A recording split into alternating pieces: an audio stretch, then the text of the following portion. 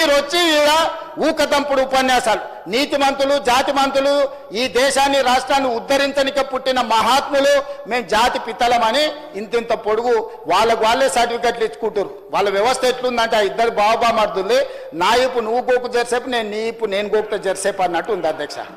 వాళ్ళ ఇప్పులు వాళ్ళు గోక్కొని బాబామర్దులు ఒకరిపు గోక్కొని వాళ్ళిద్దరు సమ్మగా ఉందని అనుకుంటారు. పాపం వీళ్ళ అమాయకులు వాళ్ళు సమ్మగా ఉంటే వీళ్ళు చప్పట్లు కొడుతున్నారు. వీళ్ళ అమాయకత్వం చూసి నాకు ఏం చెప్పాలో అర్థమైతే లేదు.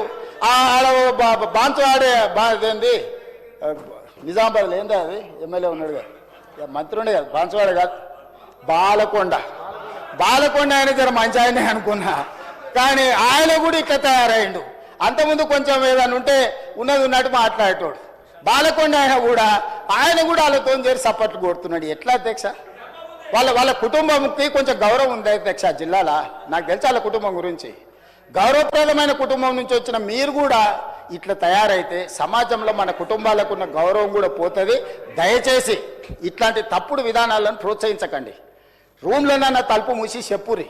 వాళ్ళు పిల్లలు కోతికి కొబ్బరి చిప్పి ఇస్తే నాకడానికి గీకడానికి సరిపోయిందంట. వాళ్ళ పరిస్థితి అట్లుంది. పెద్ద ఆయనే వస్తలేడు, తాను జడిన కోతి వనమల్ల చేడిసాయని పెద్దలు చెప్పారు. ఈ 1-2 కోతులు కలిసి మొత్తం ఈ సభనంతా వనమల్ల చేడిసిన కథ తీసుకొస్తారు అధ్యక్ష. దయచేసి ఈ పద్ధతి వద్దు, ఈ పద్ధతిని మార్చాల్సిందిగా చెప్పుకుంటూ, అదేవిధంగా అధ్యక్ష ఈరోజు నేను ఒకటే మాట చెప్పదలుచుకున్నా. పొంగులేటి శ్రీనివాసరెడ్డి గారైనా రేవంత్ రెడ్డి గారి కుటుంబమైనా ఇందులో ఎవ్వరున్నా ఈరోజు సిబిసిఐడి ముందర మీరు ఆధారాలు పెట్టండి. అధికారులు అందరూ సభకు రాని చంద్రశేఖరరావు గారిని మొదట రాజీనామా పెట్టించండి. సిగ్గు లేకుంటే మాటలు మాట్లాడతారు. సిగ్గులేని మాటలు మాట్లాడితే నాకు కూడా చికాకు వస్తుంది అధ్యక్ష. సానానికి కూడా అర్థం ఉంటుంది. కోటి 10 లక్షల జీతం తీసుకొని సభకు రాకుండా ఇంట్లో ఉన్నాయననేమో రాజీనామా చేయడంట, జీతం వాపసు ఇయ్యడంట. రోజు 18 గంటలు చేసి 4.5 లక్షల ఇందిరమ్మ ఇండ్లు కట్టించి ఈ రోజు లక్షలాది దళితుల గిరిజనులకు ఆదివాసీలకు ఇండ్లు ఇచ్చి వాళ్ళ ఇళ్లలో వాళ్ళ ఇండ్లలో వెలుగు వాళ్ళ కళ్ళల్లో ఆనందం చూసే పొంగులేటి శ్రీనివాసరెడ్డి రాజీనామా చేయాలంట. సిగ్గుండాలి మాట్లాడడానికన్నా కొంచెమన్నా. అంటే మీరు చెప్పింది తినకపోతే మంత్రి రాజీనామా చేయాలనా? మీ తాతలు దిగొచ్చినా జరగదు. మీరు అనుకుంటారో మీరేదో అరుస్తే గోల పెడితే వింటారని. మీ సంగతి అంతా తెలుసు. మేనమావకు చెప్పినట్టు ఉంది పుట్టింటి గొప్పలు. గురువింద కింద ఎంత నల్లగుందో తెలియదు. వాళ్ళ కింద ఎంత నల్లగుందో నాకు తెలుసు. నేను మొత్తం చూసి వచ్చినాను అధ్యక్ష. ఇక నేను ఎక్కువ చెప్తే బాగుండదు, చిట్టా ఎత్తే అసలు బాగుండదు. ఒకటే అధ్యక్ష, ఈరోజు నేను ఒక మాట చెప్పదలుచుకున్నా. రాజకీయంగా ప్రతిపక్షంగా వాళ్ళ అంశాలు లేవనెత్తడం, నిరసనలు తెలపడం, ధర్నా చేయడం, వాళ్ళు ఈ రకంగా ఏ డిమాండ్ చేసినా ఒక్క నిమిషం కేటీఆర్ గారు దయచేసి వినండి. ఇది వినాల్సిన సందర్భం. దయచేసి ప్లీజ్ ట్రై టు అండర్స్టాండ్. ఏ అంశమైనా వాళ్ళు లేవనెత్తవచ్చు, ఏ అంశాన్నైనా ప్రస్తావించవచ్చు. ఎందుకంటే జడ్పీటీసీగా, ఎమ్మెల్సీగా, ఎమ్మెల్యేగా, ఎంపీగా అన్ని చట్టసభలలో నేను పనిచేసి వచ్చిన. చాలామందికి లైఫ్ టైం మొత్తం ఎమ్మెల్యేగానే ఉంటారు, కొంతమంది ఎంపీగా ఉంటారు. నేను స్థానిక సంస్థల నుంచి, కోఆపరేటివ్ సొసైటీస్ నుంచి చెప్పాలంటే వెనక్కి వెళ్తే అక్కడ నుంచి ఈ దేశంలో ఉండే అన్ని చట్టసభలు నేను చూసి వచ్చిన.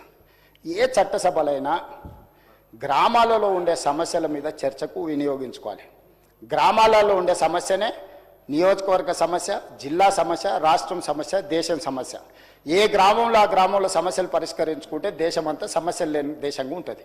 అట్లాంటి ప్రయత్నాలు చేసేటప్పుడు మీ దృష్టికి వచ్చిన వాటిని మీరు వేటినైనా ఇక్కడ ప్రస్తావించవచ్చు, మీరు మాట్లాడవచ్చు, మీరు డిబేట్ చేయొచ్చు. డిబేట్ చేసిన తర్వాత ప్రభుత్వం ఒక నిర్ణయానికి వస్తుంది. నిర్ణయానికి వచ్చిన తర్వాత we have to move forward. Next అంశానికి వెళ్ళాలి, నెక్స్ట్ అంశం ప్రస్తావించాలి. మేము అన్నట్టే ఈ ప్రభుత్వం నడవాలి, మేము చెప్పినట్టే ఈ మంత్రులు, ఈ ముఖ్యమంత్రి వినాలి అనేది ఇది అహంభావము, అహంకారము, దుర్మార్గమైన ఆలోచన. ఆ ఆలోచనను మీరు ఉపసంహరించుకోండి. మీ ఆలోచనల నుంచి మీరు తొలగించుకోండి. మీరు అందరు కూర్చోండి. ఒక్క నిమిషం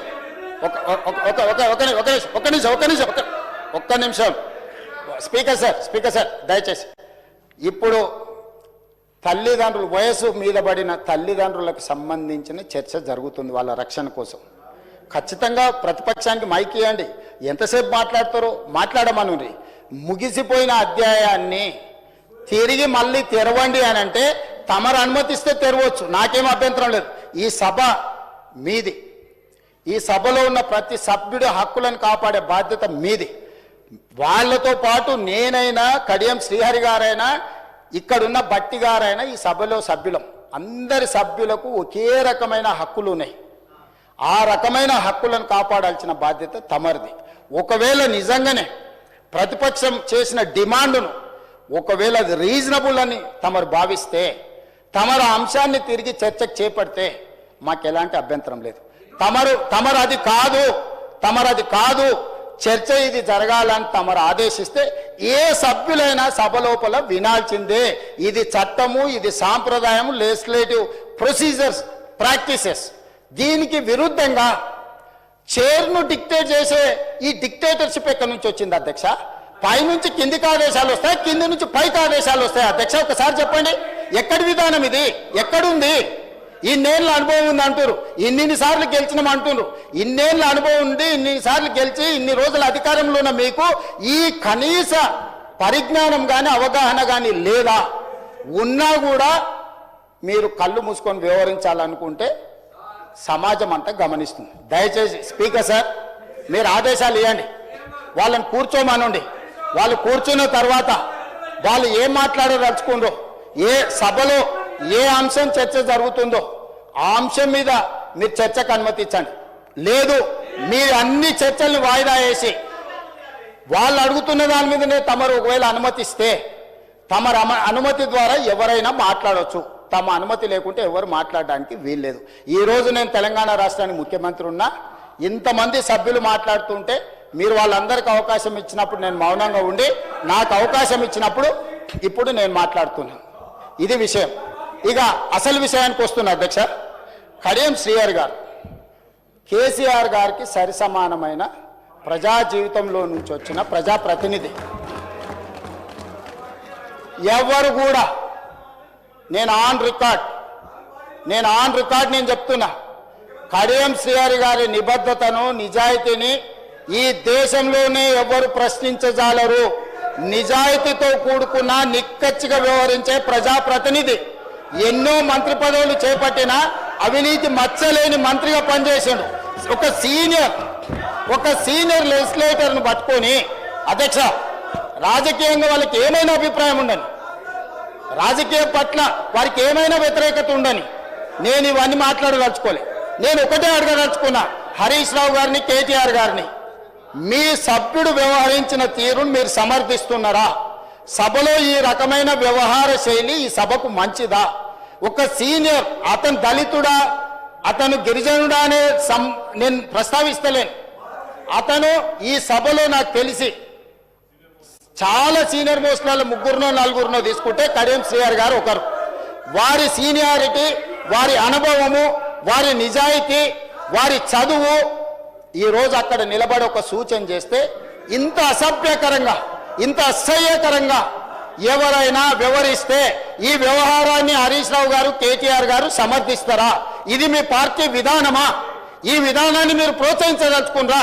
రేపు కడియం శ్రీహరి గారికి జరిగిన అట్లాంటిది ఒకవేళ చంద్రశేఖరరావు గారికి జరిగితే మీరు ఆమోదిస్తారా? ఈ వైపులో కూడా ఉన్నారు, ఈ వైపులో కూడా అంతకంటే కండలు తిరిగిన వాళ్ళు ఉన్నారు.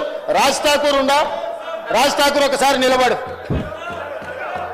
మా దగ్గర కూడా కండలు తిరిగిన వాళ్ళు ఉన్నారు అధ్యక్ష.